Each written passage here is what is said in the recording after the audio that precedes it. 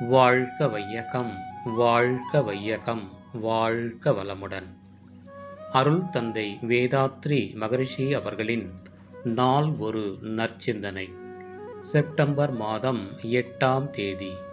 தலைப்பு தன்னிலை விளக்கம்.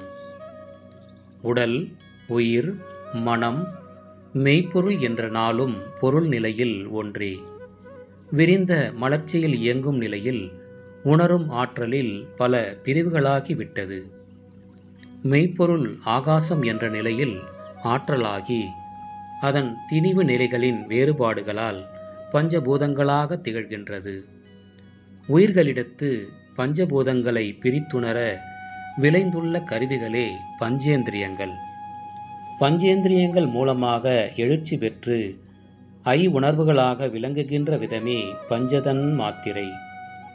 மெய்ப்பொருள் பஞ்சதன் மாத்திரைகளாக இயங்கும்போது பெரும் அனுபவமே அடையும் தன்மையே மனம்.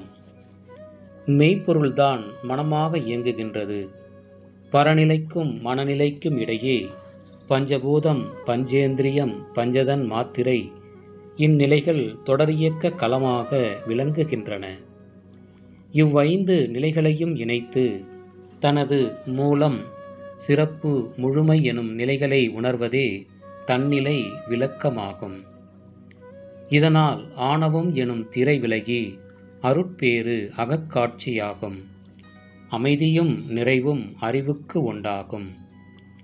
இதன் விளைவாக இனி ஒழுங்குற்ற முறையில் நினைக்கவும் செயல்புரியவும் தனது திறம் ஓங்கும்.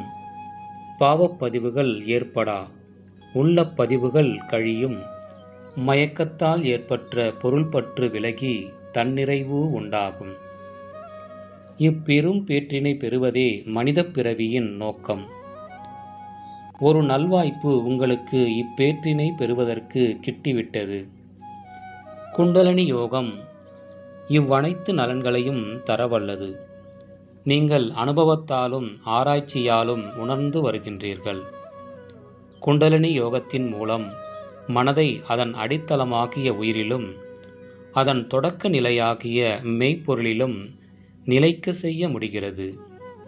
இந்த முறையான பயிற்சி நிச்சயம் முழு பயனளிக்கும். அருள் தந்தை அவர்கள். வாழ்க வளமுடன்.